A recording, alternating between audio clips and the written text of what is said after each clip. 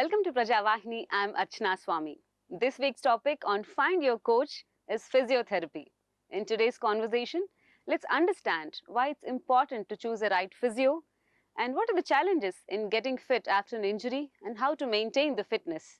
We usually reach out to a physio when we have an injury or in pain. Most of us know that they play a crucial role in rehabilitation. But how many of us are aware that they help in injury prevention and promoting overall health? Today's conversation aims at understanding physiotherapy and how it attributes to a healthy life. Our today's guest combines his expertise seamlessly in integrating techniques that optimize performance. Athletes and runners are regular goers at his fitness centers across Bangalore. Worked with the Indian Football Federation and with athletes across globe, he brings a wholesome understanding to physical fitness. Let me quickly introduce Bangalore's most celebrated physiotherapist and a celebrity coach whose innovative approaches have transformed the physical therapy. Introducing Somya Raut from Stairs Physio and Fitness. Thank you, Dr. Somya. Thank you for coming on our show. Thank you so much, Archana. It's indeed a privilege for me to be here. Thank you for inviting me here. Especially in terms of understanding physical therapy, I'm very excited because this has always been my goal and vision to outreach to people, to share more about what physiotherapy actually is. And thank you so much. Thank you. Bangalore being the fitness hub and fitness center, we see a lot of fitness centers and physiotherapy clinics too. And what made you bring in this new idea of combining both and kind of starting a community? Physiotherapy, fitness, it's all about exercise. Now, when we look at exercise, it's something that empowers you from inside within your musculoskeletal system, and it makes you more stronger, not only physically but also mentally. But during the process, we as human being also go through a lot of mental and physical trauma, a lot of stress that develops over a period of time, and we also experience a lot of pain and discomfort, which is a barrier between a human being and goals and their individual goals. So physiotherapy comes into picture where it helps an individual manage pain, educates them, makes them more aware regarding the cause of the pain, because pain is only a symptom. Pain is 100% from brain. We have receptors in our body that send signals to the brain. So how do you manage that pain is something we all need to know, so that we can work on the cause, become better individual through exercise therapy, get back to your activities of daily living. So when you say pain, how much of it is physical? It is both mental and physical, both. So if you walk, you hit your knee onto a sharp object, you experience pain, but that pain over a period of time also affects you mentally, because unable to walk, unable to do your activities of daily living. So it's always two-way connection. So is physiotherapy a short-term relief or it also provides long-term support and enhance life? It's a very good question, Archana. Why? Because many people come to a physiotherapy center only when they have pain, only when they are injured and experiencing pain for a long period of time. Nobody comes to us, the pain is new or acute. So when they come, already it has been affecting them in many ways, especially in their activities of daily living. So when they come to us, the priority has always been pain management, and it starts with a proper assessment, listening to the patient or the client, understanding their problems, and then educating them, taking them through a journey, a process where they understand the cause and get better and stronger over a period of time. To answer your question, whether it's a short term or a long term, pain management is short term, but we need to ensure that we get back. That's where return to your goals, return to activities of daily living, return to sport for an athlete becomes a priority. Because most of the times it's pain management. Correct. Once the pain is gone, they would never visit a clinic again or see the doctor or take the next steps usually. So how do you motivate them to be focused on their goals after the pain is kind of managed? Now, they always have inhibitions, apprehensions doubts creeping in whether they can go and play or run, because that's the only thing that gives them a lot of joy. Uh, when I ask people, why do you run? Because a lot of people here in Bangalore at an amateur level, they run, and they say that it de-stresses me. So the schedule has been so hectic, tough, long working hours, lack of sleep. The what gives them a lot of joy is running. And now, when pain becomes a barrier, it gets difficult for them to go out, run. So that's where physiotherapy comes into picture. And The recent years, what are the conditions people are usually visiting you? Most prominent ones. uh, now I feel people are much more aware. Okay. They come to us with any kind of pain. They involve themselves into some kind of amateur sport, which is again fantastic. Earlier, we never used to see so many people, associated with some kind of sport. They play the sport, but unfortunately, we don't understand the demands of the sport. So, for example, badminton has a specific demand where we would go and participate at an amateur level, but we become very competitive when we play the sport. That's where the fitness components play into picture. How do we warm up? What are my imbalances? Have I played badminton earlier, or I have been playing badminton consistently over the years? Is what we all need to look at. My hours of sleep, how is my nutrition intake, my stress levels. We need to look at all these components in a more holistic way and then prepare ourselves In accordingly. fact, I wanted to ask you, like, do you believe in holistic healing or holistic, like, development? And what are your inputs when you have to Absolutely. suggest an athlete or probably any office goer? Everybody. So when people ask me, I've been doing all these exercises, but my pain is not coming down. But when I go in depth of asking them, they do not follow. They do not have good eating habits. The sleeping hours less is very less. The stress levels are very high. The cortisol levels are high. So the healing is also gets delayed. So we need to inculcate all these practices in terms of your breathing, in terms of understanding yourself, understanding the healing process, respecting the timeline of how much time will it take for me to recover. And yes, I strongly believe in holistic healing. No, it takes time, right? It's not like you just take a pop-up pill and you're like done by the next day. Chronic healing, like from chronic disease, the healing takes a longer period. So how do you mentally support whoever you are treating? Because physically you might give them some exercises or relieve with some manual therapy, but how do you mentally keep them going? How do you motivate them? Yeah, this is the most challenging part. And what helps us is education, bringing them more awareness, being empathetic, listening to them, understanding their problems, and also showing them a pathway where they can get better and stronger. That really helps us because they start seeing a lot of difference when they start practicing it. So that becomes a norm basically for them, and they understand. They realize that okay, it might take a little bit of time in terms of getting better and stronger, but yes, my pain is coming down. I'm able to do activities which I wasn't able to do earlier. Small changes, one step at a time. So the targets or the challenges of an athlete and not so active person are completely different. Yes. So how do you kind of channelize your energies when you're kind of having both of them to treat with? Like a middle-aged person probably accept that pain comes with age-related issues and it's okay to have pain. And an athlete would definitely never take it for a go. So with the mindsets, how do you kind of make them understand that pain is definitely something which we can let go? Like, I think, in fact, I should ask you that. Like, is pain a necessity for us to go with? See, pain is always good. Pain is a protective mechanism of the body. Okay. It always gives you a sensation of how much is too much. You're overloading yourself. Slow down.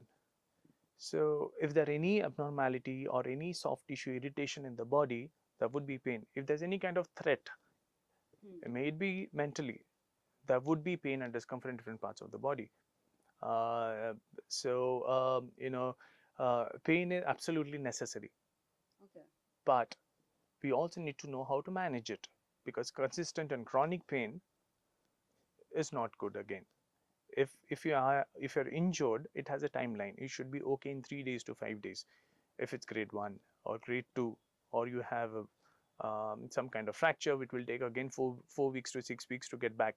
So things like that, understanding what is the injury all about, understanding the pain intensity, again differentiating whether it's a nerve related pain or a muscular pain or a fascial muscle or a fascia related pain, or it's something to do with psychosomatic pain, it's more related to stress, which is more related to anxiety.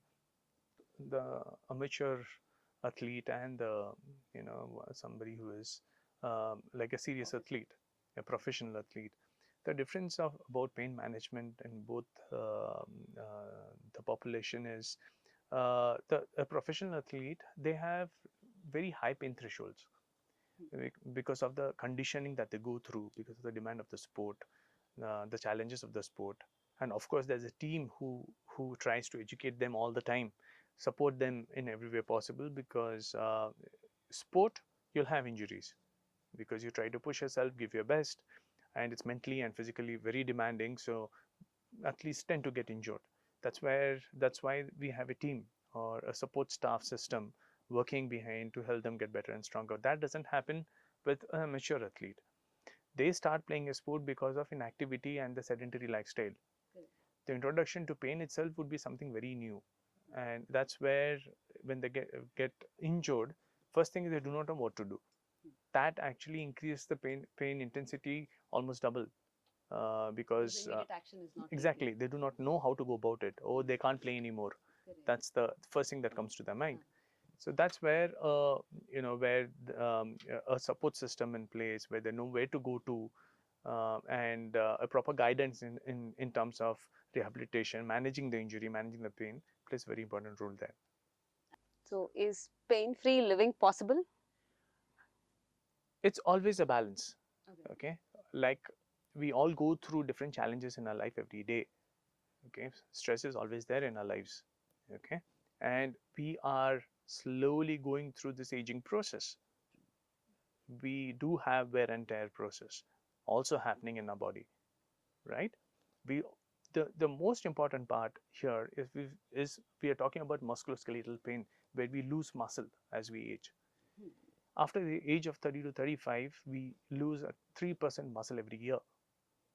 So it becomes a necessity for us to ensure that we exercise our muscles to get more stronger and maintain the tone of the muscle so that it supports the joints. That's the reason why as we get older, we lose the quality of the muscle, the stress becomes more on the joints. So so as we age, the pain level also becomes higher. And I mean, a focused, active person need not be motivated, but today's lifestyle is more so that we have prolonged sitting hours. correct. And inactivity is the main reason for degeneration. So, for such mindset and the present scenario, what suggestions would you give people? Physical inactivity has really increased over the years, especially in India. Women are more inactive than men. It's the data was recently published in one of the articles that in next 10 years, if we do not start including activity into the routine, then we would have obesity levels In fact, we increasing. already Yeah, see yeah, young yeah, generation. yeah. So now it's a technology era, actually, what Era. I'd say. Everybody is glued to their gadgets, and the movements is diminished. Movements are completely diminished. Human body is made to move as much as possible, but unfortunately, because of gadgets being introduced, we are more inclined towards or we are dependent on them, and we have to sit and work for long.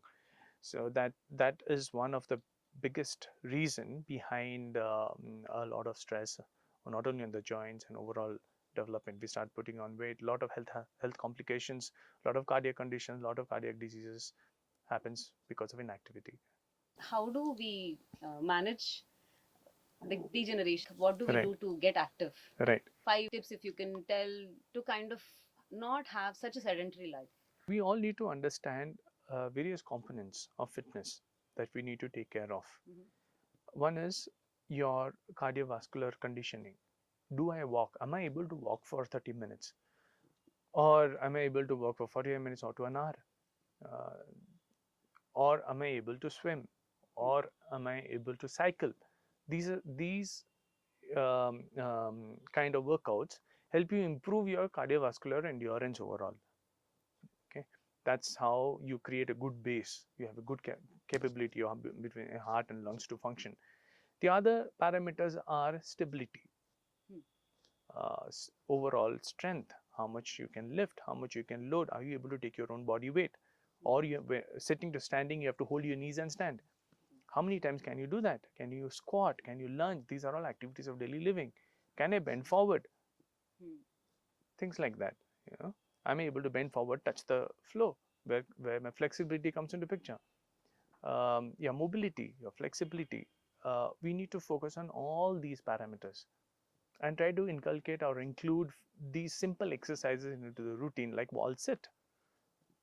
So As a child, probably the teacher would punish the kids, and today I don't think so anybody would even think of that. How yeah, will wall sit help you? major problem that we get to see now is people come with a lot of knee pain. Correct. Okay, that's because of reduced tone in the quads and overall degenerative changes around the knee joint. One of the exercises that really helps is knee wall sit, where the load is on the quads muscle. When you hold a particular movement, which is isometric contraction on the quads, the motor units are engaged in a much better way. So the perception of the muscle contraction is much better by the brain. So as we keep doing it, the tone of the muscle is maintained and reduces stress on the knee. So the knee pain comes down gradually over a period of time. So this is one way, one exercise where you can. The other exercises are for the hip.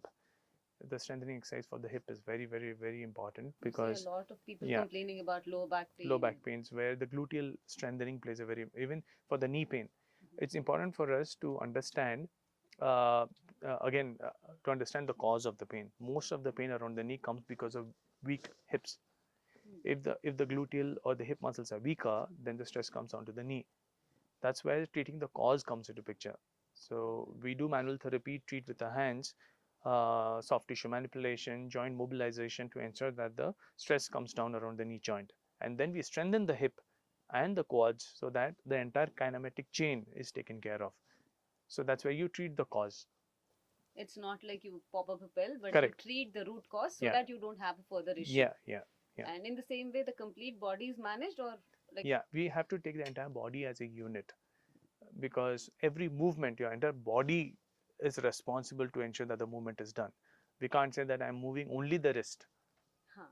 to pick up something from the floor or from a shelf. So we engage our entire body to get up, stand, and pick up something. According to you, what are the common misconceptions of physiotherapy? That you need to go to a physiotherapy center only when you have chronic pain or when a doctor refers you to go to a physiotherapy center. Otherwise, Otherwise, why would anybody yeah, go, right? physiotherapy is the way of life, I'm telling you.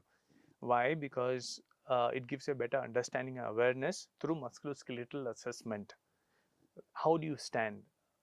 How is the position of your foot? How is the load on the right knee and the left knee? Why do you have pain only on the right and not on the left? Huh. How is the position of the hip? How is the position of your pelvis? How is the position of your spine overall? How is the position of your head on your shoulders or your neck? So all these parameters gives you a better understanding of how you are individually. As you speak, it's more like you are standing and scanning the person just through your eyes. Yes, so we do a postural assessment, trying to guide them, and then we also ask them to walk and jog on the treadmill so that we understand what happens when they move. We ask them to do squats, we ask them to do lunges, trying to understand how they do it, what muscles are engaged the most, and guide them in a better way to minimize wear and tear. What are your challenges while you like kind of go through this process? Uh, Becoming a support system. Um, in India, at least the elite athlete can go to a high performance center where there are all the specialties, starting from a psychologist, a nutritionist, a physical therapist. They all work together to ensure that the athlete gets better and stronger. In right now, at a physiotherapy center, you don't have all the elements. So if somebody comes to you, they'll be coming with pain. Psychologically also, there would be an impact. So you need to be really good in terms of understanding, helping them psychologically, emotionally, and also treating them to reduce pain, which becomes a task, which becomes a huge task. Yes, yes. Or asking them to meet a professional, go meet a professional with the treatment that we are trying to do, so that it's more holistic. So that's where it becomes a challenge for the patient to move from one place to the other, meet different professionals, understand the key aspects of their healing process. This is the temple we live in, and we need to really take care of it. Yeah. But most of the time, it's just managing where we are living, not to just kind of keep it really fit. Of course, there's a different set of people, the athletes or the professionals. I'm not speaking about them, the regular, normal person. So for them to go to a professional to seek help is probably not a norm. They wouldn't do that unless and until if it's a dire need. So how would you just kind of make them aware, like at what point is like too much, not to, till it Yeah. reaches the chronic space? Yeah, it's a great question, Archana. We never think about prevention. We never think about how can we know that something is happening to us. There's so much going inside our body. That's why we ask people to get blood tests done every 6 months. Get your ECG, echo. It gives you a fair understanding, a parameter value in terms of what's happening inside your body. If there's any deficiency, what do? We try to replenish it. Likewise, physically, muscle, skeleton, we need to know about it as well. Where we go to a physical therapist, where they screen you and tell you that these are the imbalances that you have. Now, having an imbalance is normal, but we are not aware of it. That's where we go to a gym or to a place wherever because we want to exercise and get ourselves injured. Because we do not know exactly that I have tight upper trapezius, I did some shoulder press exercises and having severe pain around my neck and my head, base of the skull. So if they would have known, then they would have done some mobility exercises prior, prepared themselves, and then some shoulder press exercises. So if you have some deficiency, you like address that, take that supplements or whatever is required, and do the required warm up before you do the actual exercise. That's where exercise prescription comes into picture. We prescribe exercises which will feed you. Okay. So it's not like one cup that fits all. Okay. So everybody is made individual, unique in a unique. How different are like the human bodies? 5 fingers are not the same. Likewise, everybody is unique. Everyone, the way they present themselves, the way they absorb stress, the way they channelize it, everybody is different.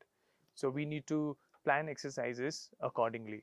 Nothing, not one exercise would fit everybody. So we have to modulate and. Okay.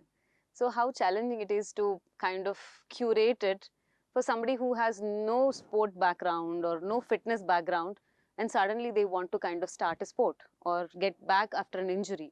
So how do you guide them? I always encourage people before you start any sport, do meet a physical therapist, tell them about your aim, your goals, work on your body, prepare yourself accordingly so that you go and meet the demands of the sport. But we go and play the sport first, aches and pains, and then we meet a physical therapist, like I mentioned earlier. So I would always say that if you want to play any sport at an amateur level so that it maintains your fitness level, please go and meet a physical therapist. Understand yourself, understand your body, because physically you'll go and play. So understand your parameters so that it would help you get better and stronger. But do you think like fitness is more like a luxury than a necessity to meet a physical therapist, again a trainer? Like there are so many parameters and so many people that you need to kind of, how can it be reduced? So if you work on prevention, where you meet maybe once in a month a physio to understand how is it going in terms of is there anything that you need to really work on, that works as a prevention and a maintenance phase. What happens when you get injured, when you have pain? You have to go consistently to a physical therapist where so instead of paying 5,000 to 1,000 rupees every month, you are paying 5,000 to 1,000 rupees every other day, because you have to go to a physical therapist, ensure that the exercises are done, the pain management is taken care of. So for that, that's the reason why it becomes more of a kind of luxury. So if you work on maintenance and prevention, you will be in a much better, but unfortunately it's not there into our curriculum that we need to, you know, Even as children, I think exactly. sports was not really like Exactly. allowed. It was just like as if it's a restriction. Probably one PT period would have been in a week. And even in school, nobody taught us regarding what is a posture all about.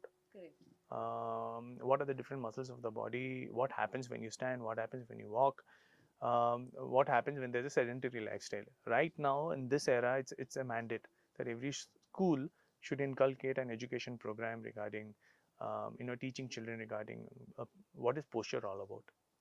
So probably it was not required because we had a lot of physical activity irrespective. Today, because of the sedentary lifestyle, it's more so required. May I ask you, like, what inspired you to choose a career in physiotherapy? Like, how did that journey happen? I used to play cricket a lot when I was in school, but unfortunately I had an injury where I could not play. I was asked to, so I was sitting and watching a cricket match in the evening, and I saw somebody running inside the field, and some magic spray, and the cricketers started playing the sport again. The batsman started batting again. So I wanted to know who is this person. How old were you then? I was in class 10th that time, and then Dr. Ali Irani was the physio then. Then okay, he's a physical therapist. From then onwards, I've always wanted to become a physio. That's where I did. After 12th, I came to Bangalore, did my physiotherapy studies here, and then started working with the Odisha cricket team as a physical therapist. I worked there for 3 years and joined the Indian football team. Post that, I got to work with Michael Bevan as well, where I went to Australia and came back. And Indian football team gave me a lot of exposure in terms of traveling the world, working with one of the best physios, best facilities. That's where I gained a lot of knowledge. And finally, in the year 2018, I started Stairs. Oh, lovely. What an amazing journey.